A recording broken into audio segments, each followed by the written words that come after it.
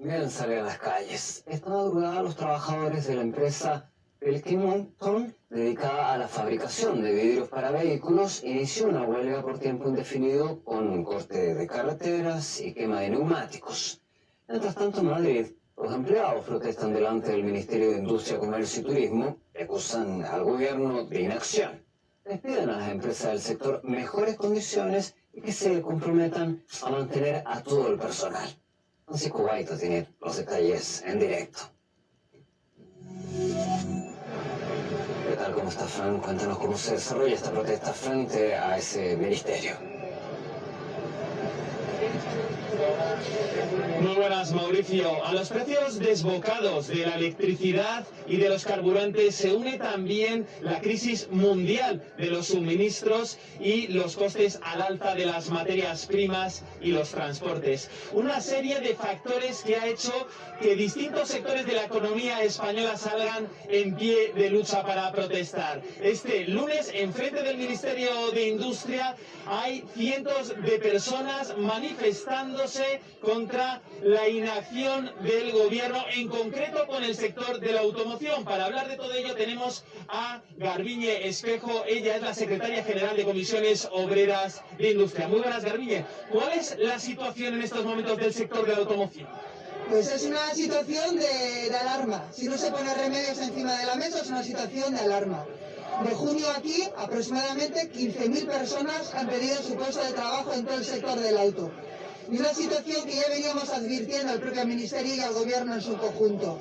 La falta de suministros de microchips, que es en lo que se alimenta básicamente la producción de los vehículos, ha llevado a tener a las grandes constructoras a medio gas. Y una de las medidas de flexibilidad como medida que están tomando las empresas es la finalización de contratos eventuales y de personas de trabajo temporal. Por lo tanto, ya veníamos advirtiendo, como os digo, desde finales del primer semestre, la situación que íbamos a tener con la falta de microchips, con la crisis de transporte que estamos teniendo, con el encarecimiento también de las materias primas, y que si realmente España quiere reindustrializar su economía, quiere que sea una industria estratégica, hace falta que sea una industria soberana. Hoy mismo tenemos aquí a los compañeros y compañeras de Pilkington, donde si nadie lo remedia, su actividad se va a deslocalizar. Y estos compañeros hacen parabrisas, básicamente para SEAT y Renault. Por lo tanto, de poco nos sé decir que queremos una industria soberana, autónoma, si finalmente o bien la SEAT o bien Renault van a tener que pedir en Polonia, por ejemplo, la necesidad de parabrisas para sus vehículos. ¿Qué es lo que le exigís al gobierno? Exigimos medidas urgentes, pasar de las políticas de las palabras a las políticas de los hechos para que generen mecanismos de tal manera que se impida que continúe la destrucción del empleo. Es decir, un poco lo que tuvimos con la crisis sanitaria, que se lleven a cabo ERTEs de tal manera que estas personas no pierdan su puesto de trabajo, garantizar que no haya una pérdida, pero aún así aprovechar el momento de la situación y aprovechar para recualificar a estas personas y puedan ser capaces de ser parte de esa cadena de valor del coche electrificado, por ejemplo. Muchísimas gracias, Garbiñe, por tu análisis. A pesar de que la economía española está mejorando y está recomponiéndose del golpe de la pandemia, diferentes importantes sectores de la economía están manifestándose. Lo vemos en Cádiz con la industria del metal, pero también ahora con la automoción u otros sectores importantes que están planificando manifestaciones como el campo o el transporte. Una realidad que hace que el gobierno vaya a tener un otoño caliente en las calles. Agradecemos por todos esos datos, Francisco. Reporte de lo que sucede en España con el alza desmedida de los precios. Todo debido a las privatizaciones ambiciosas de los empresarios que manipulan y controlan a los gobernantes, como sucedía en México antes de la llegada de AMLO, a quien los empresarios de México, aliados a los corruptos que tenían secuestrado el gobierno, le crearon una mala fama que muchas personas inocentemente se dejaron engañar y aún continúan manipulados, atacando y criticando y creyendo en las falsas noticias de los medios masivos de comunicación que aún tienen controlado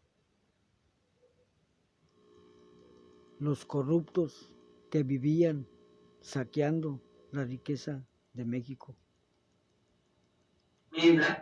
De muertes por personas o de personas consumidoras de opioides, principalmente de fentanilo.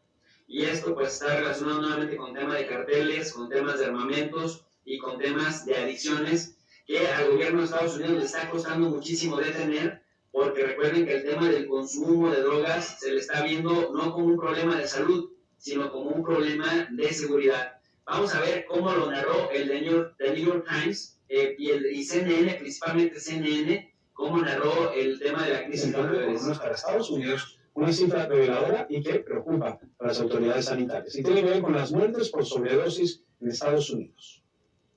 De acuerdo con el informe de los CDC, más de 100,000 personas fallecieron de sobredosis por consumo de droga en Estados Unidos en los 12 meses, el periodo que terminó en abril de 2021. Es una nueva marca con el número de muertes duplicando lo que se ha visto durante los últimos 5 años. El solo incremento en un año fue de 28,5%. Los opioides siguen siendo la principal causa de las muertes por sobredosis. Los sintéticos, especialmente el fentanilo, estaría vinculado con el 64% o 2/3 partes de esas muertes, 49% más que el año anterior, de acuerdo con el Centro de Estadísticas de la Salud de los Centros para el Control y Prevención de Enfermedades. Otros factores que inciden en que se estén dando estas muertes por sobredosis: la pandemia del COVID-19 y la mayor disponibilidad de fentanilo a un precio más bajo. Para que se hagan una idea, entre mayo y abril de 2021, COVID-19 mató a unas 509,000 personas en Estados Unidos y las sobredosis por consumo de opioides superan las 100,000. Imagínense qué crisis está viviendo Estados Unidos en este momento, porque mientras el coronavirus les está matando a 750,000 personas en lo que va de 2 años, pues entre 2019 y 2020 murieron 75,000 personas por consumo de opioides, pero entre 2020 y 2021, de octubre a octubre, murieron aproximadamente 100,000 personas. Luego entonces hay casi 200,000 muertos por consumo de drogas, relacionado principalmente con el fentanilo. Y decíamos que Estados Unidos estaba fracasando porque está viendo el tema solamente como un asunto de seguridad, como un asunto de cárcel, como un asunto de te castigo, te doy sanciones, te penalizo, como un asunto de te mato, como un asunto de hay que controlar, hay que meterle más dinero a policías, hay que meterle más dinero a Guardia Nacional. Pero no lo está viendo como un asunto de salud, como aquellos ciudadanos de Estados Unidos que ya están inmersos en la práctica del consumo de drogas, cómo les ayudas a salir del viaje en el que se encuentran. Y esto, pues obviamente, mis queridos alumnos digitales, nos regresa nuevamente al tema del huevo o la gallina. Si qué fue primero, los consumidores o los proveedores de drogas.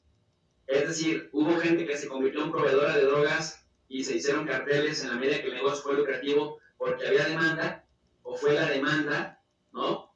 O fueron los proveedores los que generaron adictos para que a partir de las adicciones se cerrara el círculo. La cosa es que ahora Estados Unidos está viviendo una verdadera crisis de drogadicción. Ya no es este tipo de escenas de zombies que vemos en Filadelfia o que vemos en el centro de San Diego, California, o en el centro de Los Ángeles, o el cataclisma, de verdad, cataclisma social que se ve en San Francisco, California, estos escenarios apocalípticos en donde ves avenidas enteras con un montón de gente en las calles, de homeless pidiendo dinero o finalmente en el viaje completamente desconectados de la realidad porque son consumidores y porque pues prácticamente se quedaron en el viaje, como por ahí se conoce popularmente. Entonces la adicción a las drogas no se está viendo en Estados Unidos como un problema de salud. Esto aunado a lo caro que es el acceso al sistema de salud en Estados Unidos por el tema particular y además pues no tan de buena calidad, genera que la gente se automedique y ya automedicada y ya empobrecida, pues prácticamente es más fácil que entren y que se desgarren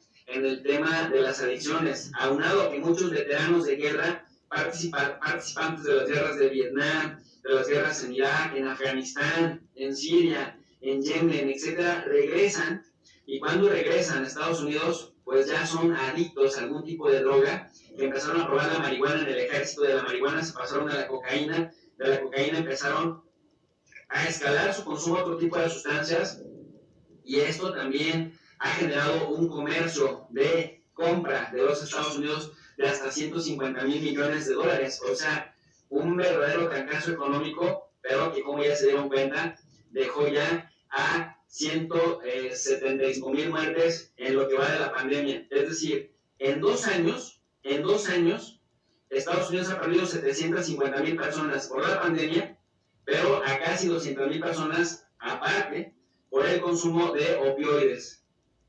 Casi 1,000,000 de personas entre el consumo de fentanilo y el tema del COVID-19 en 2 años. Esto, mis queridos alumnos digitales, no lo ha logrado ni las drogas. Otra vertiente que ocasiona la manipulación de los multimillonarios, empresas transnacionales que promueven en todos los países los anuncios comerciales que nos manipulan el criterio y ocasionan consumismo de sus productos que dañan la salud de las personas. ¿Hasta cuándo? ¿Hasta cuándo?